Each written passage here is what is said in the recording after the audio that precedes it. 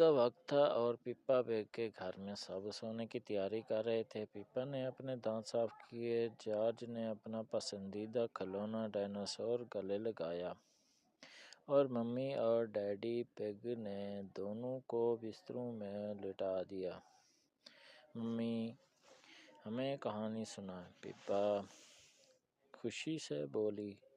George نے بھی کہا ڈائناسور کی کہانی۔ ممی پگ مسکرائیں، ٹھیک ہے، چلو ایک کہانی سناتے ہیں جہاں تم دونوں ایک جادوئی رات کی مہم پر نکلے۔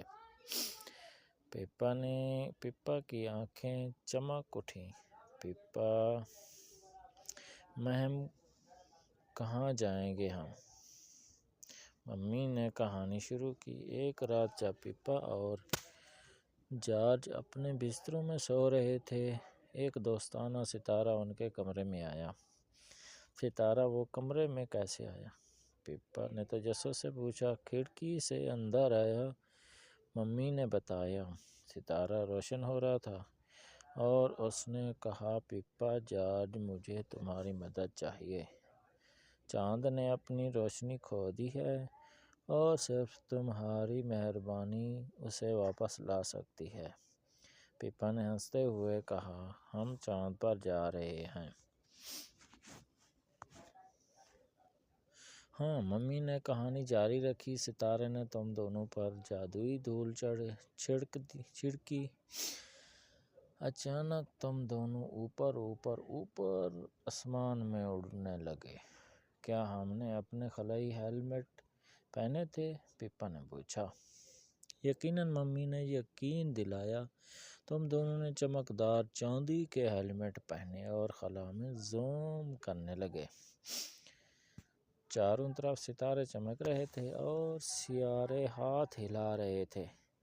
جب تم چاند پر پہنچے تو وہ اداس اور مدھم دکھائی دیا۔ مسٹر چاند، کیا ہوا؟ پپا نے کہانی میں پوچھا۔ ممی نے بتایا۔ چاند نے کہا، میں نے اپنی روشنی کھو دی ہے کیونکہ کافی عرصے سے کسی نے میرے ساتھ ہنسی یا کھیل نہیں کیا۔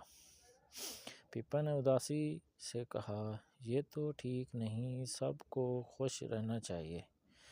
بالکل، ممی نے کہا۔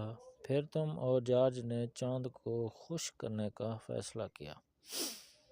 پہلے جارج نے اپنی بہترین ڈائناسور کی دہاڑ کی۔ گرررا! چاند تھوڑا سا مسکرایا۔ جارج حقیقت میں ہنسا اور کہا، گرر! پھر ممی نے بتایا۔